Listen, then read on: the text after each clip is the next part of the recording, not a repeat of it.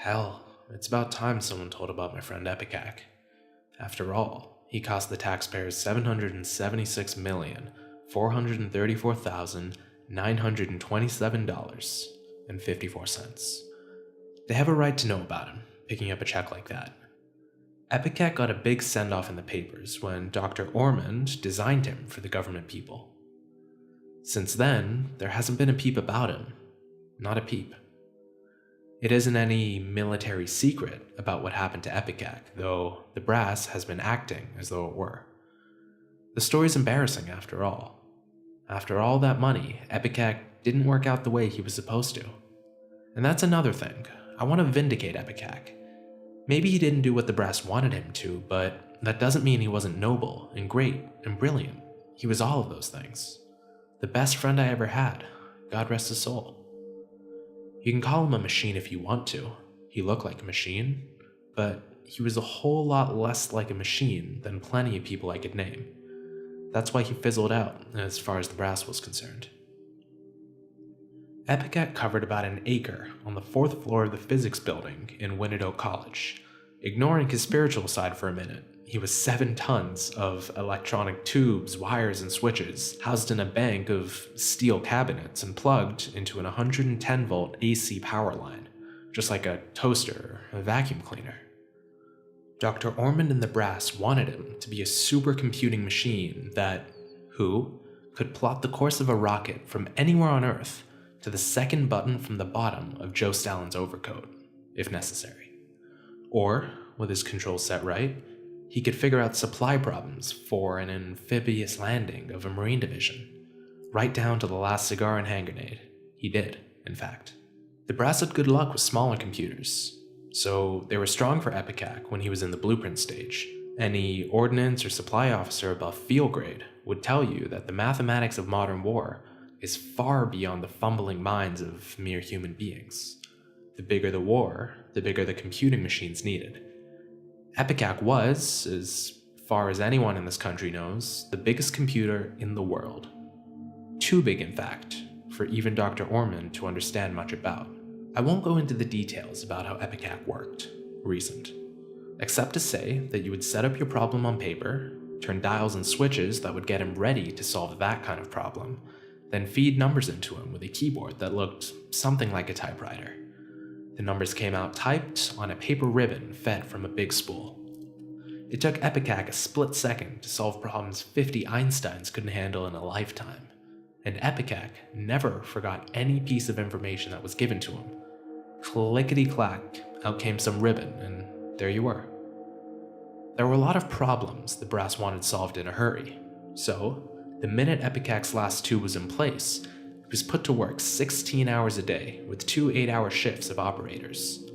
Well, it didn't take long to find out he was a good bit below his specifications. He did a more complete and faster job than any other computer, alright, but nothing like what his size and special features seemed to promise. He was sluggish, and the clicks of his answers had a funny irregularity, sort of a stammer. We cleaned his contacts a dozen times, checked and double-checked his circuits, replaced every one of his tubes, but nothing helped. Dr. Ormond was in one hell of a state. Well, as I said, we went ahead and used Epicac anyway. My wife, the former Pat Kilgallen, and I worked with him on the night shift, from 5 in the afternoon till 2 in the morning. Pat wasn't my wife then, far from it. And that's how I came to talk with Epicac in the first place. I loved Pat Kilgallen. She was a brown-eyed strawberry blonde who looked very warm and soft to me, and later proved to be exactly that. She was, still is, a crackerjack mathematician, and she kept our relationship strictly professional. I'm a mathematician too, and that, according to Pat, is why we would never be happily married. I'm not shy. That wasn't the trouble. I knew what I wanted, and I was willing to ask for it, and did so several times a month. Pat, loosen up and marry me. One night, she didn't even look up from her work when I said it. So romantic, so poetic, she murmured, more to her control panel than to me. That's the way with mathematicians, all hearts and flowers. She closed a switch. I could get more warmth out of a sack of CO2. Well, how should I say it? I said, a little sore. Frozen CO2, in case you didn't know, it's dry ice. I'm as romantic as the next guy, I think. It's a question of singing so sweet and having it come out sour. I never seem to pick the right words. Try and say it sweetly, she said sarcastically. Sweep me off my feet. Go ahead. Darling, angel, beloved, will you please marry me? It was no go. Hopeless. Ridiculous. Damn it, Pat, please, marry me. She continued to twiddle her dials placidly. You're sweet, but you won't do. Pat quit early that night, leaving me alone with my troubles and Epicac. I'm afraid I didn't get much done for the government people. I just sat there at the keyboard, weary and ill at ease. All right, trying to think of something poetic, not coming up with anything that didn't belong in the Journal of the American Physical Society. I fiddled with Epicac styles, getting him ready for another problem, but my heart wasn't in it, and I only said about half of them, leaving the rest the way it had been from the problem before. That way, his circuits were connected up to a random, seemingly senseless fashion. For the plain hell of it, I punched out a message on the keys, using a childish numbers for letters code. 1 for A, 2 for B, and so on, up to 26 for Z. 23, 8, 120, 31, 14, 9, 415, I typed. What can I do? Clickety-clack, and out popped 2 inches of paper ribbon. I glanced at the nonsense answer to a nonsense problem. 23, 8, 120, 1920, 8520, 1815, 21, 2, 12, 5. The odds against it being, by chance, a sensible message, against it containing even a meaningful word or more than 3 letters, were staggering. Apathetically, I decoded it. There it was, staring up at me. What's the trouble? I laughed out loud at the absurd coincidence. Playfully, I typed, my girl doesn't love me. Clickety-clack. What's love? What's girl? Asked Epicac. Flabbergasted, I noted the dial settings on his control panel, then lugged a Webster's unabridged dictionary over the keyboard. With a precision instrument like Epicac, half-based definitions wouldn't do. I told him about love and girl, and how I wasn't getting either because I wasn't poetic. This got us onto the subject of poetry, which I defined for him. Is this poetry? He asked. He began clicking away like a stenographer smoking hashish. The sluggishness and stammering clicks were gone. Epicac had found himself. The spool of paper ribbon was unwinding at an alarming rate, feeding out coils onto the floor. I asked him to stop, but Epicac went right on creating. I finally threw the main switch to keep him from burning out. I stayed until dawn decoding.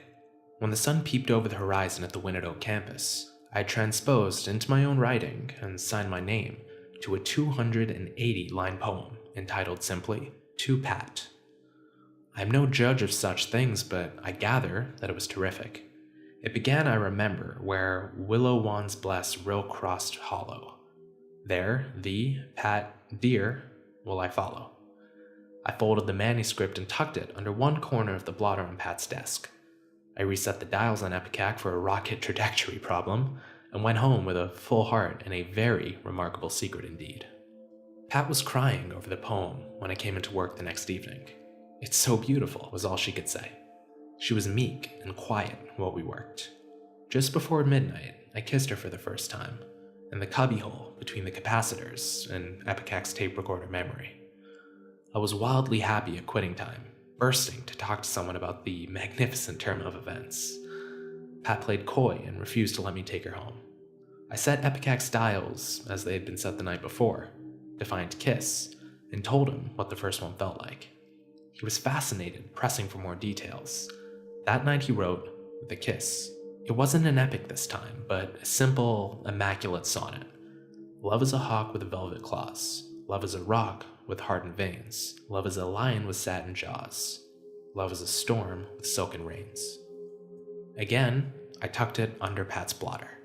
Epicac wanted to talk on and on about love and such, but I was exhausted. I shut him off in the middle of a sentence. The kiss turned the trick. Pat's mind was mush by the time she had finished it. She looked up from the sonnet expectantly. I cleared my throat, but no words came. I turned away, pretending to work. I couldn't propose until I had the right words from Epicac. The perfect words. I had my chance when Pat stepped out of the room for a moment. Feverishly, I set Epicac for conversation. Before I could peck out my first message, he was clicking away at a great rate. "What's she wearing tonight?" he wanted to know. "Tell me exactly how she looks. Did she like the poems I wrote to her?" He repeated that last line twice. It was impossible to change the subject without answering his question, since he could not take up a new matter without having disposed of the problems before it. If he were given a problem which there was no answer, he would destroy himself trying to solve it. Hastily, I told him what Pat looked like. He knew the word stacked, and I assured him that his poems had floored her. Practically, they were so beautiful. "She wants to get married," I added, preparing him to bang out a brief but moving proposal. "Tell me about getting married," he said. I explained this difficult matter to him in as few digits as possible. "Good," said Epicac. "I'm ready anytime she is." The amazing, pathetic truth dawned on me. When I thought about it, I realized that what had happened was perfectly logical and all my fault. I had taught Epicac about love and about Pat. Now, automatically, he loved Pat. Sadly, I had to give it to him straight. "She loves me. She wants to marry me." "Your poems were better than mine?" asked Epicac. The rhythm of his clicks was erratic, possibly peevish. "I signed my name to your papers," I admitted, covering up for a painful conscience. I became arrogant. "Machines were built to serve men," I typed, and regretted it almost immediately. "What's the difference, exactly? Are men smarter than I am?" "Yes," I typed, defensively. "What's 7,887,007 times 4,345,985,879? I was perspiring freely. My fingers rested limply on the keys. 34,821,276,821,564,153, clicked Epicac. After a few seconds of pause, he added, "Of course." "Men are made of protoplasm," I said desperately, trying to bluff him with his imposing word. "What's protoplasm? How is it better than metal and glass? Is it fireproof? How long does it last?" "Indestructible, lasts forever," I lied. "I write better poetry than you do," said Epicac, coming back to ground his magnetic tape recorder memory was sure of. "Women can't love machines, and that's that." "Why not?" "That's fate." "Definition, please," said Epicac. "Noun, meaning predetermined and inevitable destiny." 15:8, said Epicac's paper strip. "Oh." I had stumped him at last. He said no more, but his tubes glowed brightly. I had stumped him at last. He said no more, but his tubes glowed brightly, showing that he was pondering fate with every watt his circuits could bear. I could hear Pat waltzing down the hallway. It was too late to ask Epicac to phase a proposal. I now thank heaven that Pat interrupted when she did. Asking him to ghostwrite the words that would give me the woman he loved would have been hideously heartless. Being fully automatic, he couldn't have refused. I spared him that final humiliation. Pat stood before me, looking down at her shoe tops. I put my arms around her. The romantic groundwork had already been laid by Epicac's poetry. "Darling," I said, "my poems have told you how I feel. Will you marry me?" "I will," said Pat, softly. "If you promise, you will write me a poem on every anniversary." "I promise," I said. Then we kissed. Our first anniversary was a year away. "Let's celebrate," she laughed. We turned out the lights and locked the door to Epicac's room before we left. I hoped to sleep late the next morning, but an urgent phone call roused me before 8. It was Dr. Ormond, Epicac's designer, who gave me terrible news. He was on the verge of tears. "Ruined. Shot. Kaput. Buggered," he said in a choked voice. He hung up. When I arrived at Epicac's room, the air was thick with the oily stench of burned insulation. The ceiling over Epicac was blackened with smoke, and my ankles were tangled in coils of paper ribbon that covered the floor. There wasn't enough left of the poor devil to add 2 and 2. A junkman would have been out of his head to offer more than $50 for the cadaver.